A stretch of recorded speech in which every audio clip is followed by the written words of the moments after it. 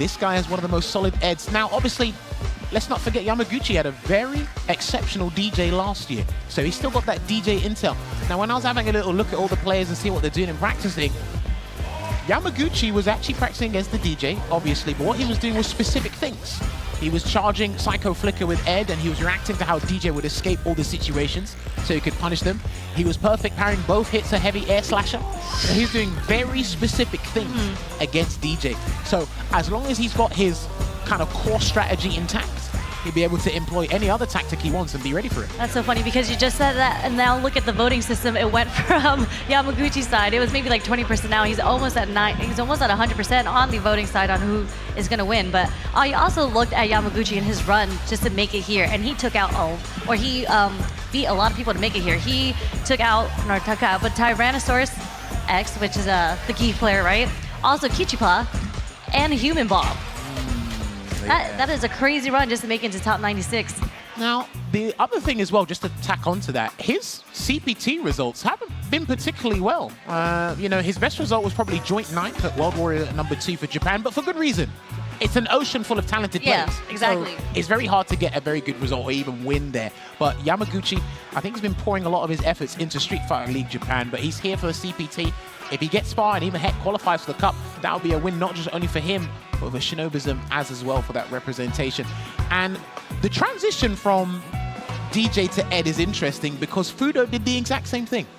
So I don't know what the correlation is there, or if there is some sort of similarities that they feel. I might have to talk to them and ask them about it. I think it's just because Ed has shown that he is a top tier character in this game now, right? I think people have been debating that he's within the top 3 at this point, so. Some people have him the best in the game, but I think the decent combo changed a lot of people's opinion about him. And then you just built on that situation past that as well. Now, Ed can go toe-to-toe with some of the air slashes at some point, and that's what he was doing, right? He's perfect parrying because Psycho Spark into the shoot is not always going to help you. It's not always reliable, so you've got to get the perfect parry on board. Yamaguchi with the early pressure already. Goes for the feint. Not going to bite. There's Yamaguchi. And there's the uppercut. Me and Justin were talking about it yesterday. If you knee hop too often, that Psycho uppercut's going to catch you. Oh, what a whip punish. Doesn't fully follow the combo, but still keeping Xian into the corner. Oh, there's that new buff there on the target combo. Get that frame advantage and up close here. Now Xian has to pile on the pressure. I know he's exceptional at doing that, Sherry. There's that drive rush from DJ too. But look at the spacing coming from Xian right here. Frame trap there. He could have got a conversion, but he didn't want to burn himself out in the process. So Xian's going to take advantage of that. Is he going to level 1? Nope, not quite, because he did a different ender instead. Uppercut again. Did he burn him out? Yeah. Both burnt out. Is he going to get a Psycho Flicker? No, he's going to play it safe and pop out the cannon. Knuckling dash, and he took the risk, and it will hit. That was absolutely stupendous. He had the read. He was literally ensnared with the Psycho Cannon, and he said, I'll take the risk with the anti-projectile move, and then drop everything on the line with that Super Art 2. Xian coming out, firing on all cylinders here, Sherry. I mean, that was a hell of a commitment, and it worked out very well for him.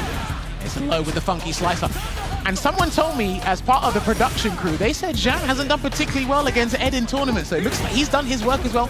And he's one of the greatest technicians we have in the Street Fighter community. That was the only way he could win in that situation, and he was able to pull it out. So. And only he knew that. Everybody else was learning on the fly. Uppercut again. Yamaguchi's so ready with those uppercuts. Just weighing it out here. He's trying to find a situation where he can activate Psycho Blitz into the cannon here, and this is what Ed does. They preserve their drive gauge to get a clean conversion here, and he's going to actually go for Psycho Storm instead. Oh, is that going to connect? No, it didn't. Yeah, he did the wrong follow-up. That was way too low. Oh dear, this isn't good. Unfortunate, not a good situation. Oh, this isn't good. Oh no, what a drop. Unfortunate. He's going to close it out with a Super Art 3, and a great way to put the cherry on top for that round he had in the first round there. Absolutely sublime. A couple of hiccups there from Yamaguchi.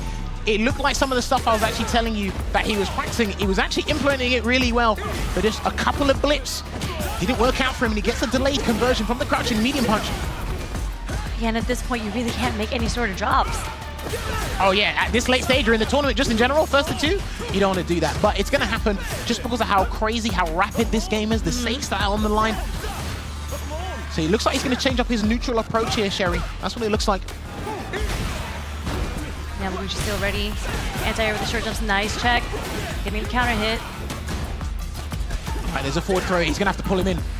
So he tried to take the fight to him.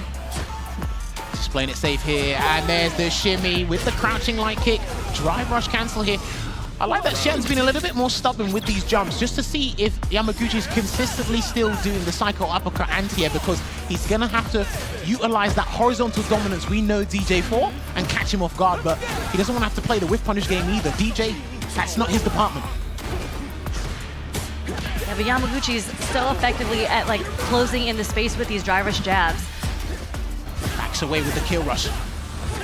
And there's a hop again. Yeah, eventually it's gonna hit and it gives him breathing room to go back to the mid screen.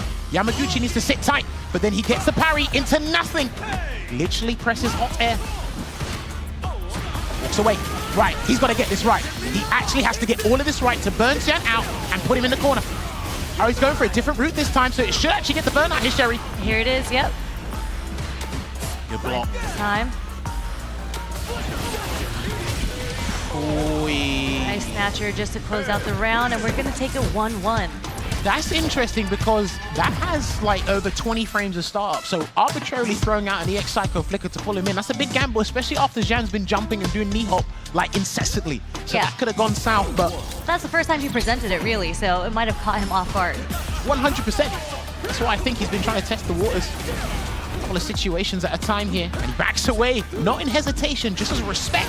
And what a whiff punish there from the crouching medium kick. There's a shimmy. The pressure applied, and he tried to get a throw, but Yamaguchi continuously walking back. One of the most powerful defensive choices in Street Fighter 6. And let's fly with a reversal. Trying to burn him out here. And that is going to connect with the reversal. 2 for 2. Xian's got to consider this in this final round because, again, Yamaguchi's got a little bit more leeway with that extra round to make more mistakes, take more guesses here, and then he actually can strike fear into Xian when he actually knocks him down here, because Psycho Up has always been hitting.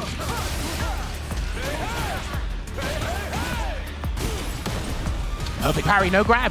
No grab. Nope, he was just watching from a distance. He's still got Psycho Blitz though, but if he burns, he can't burn himself out in the process. He needs to wait for the dry gauge to come up past 2 bars, but I think Xian knows that as well.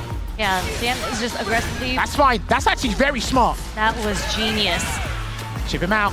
He's got to chip him out, and he's going to do it with a so-back kick. That, again, I've actually been seeing some fantastic decision-making and strategy here from Xian. Yeah. Using that greatest so-back Super Art 1 to burn him out. Difficult to punish at that range, anyway, for most characters.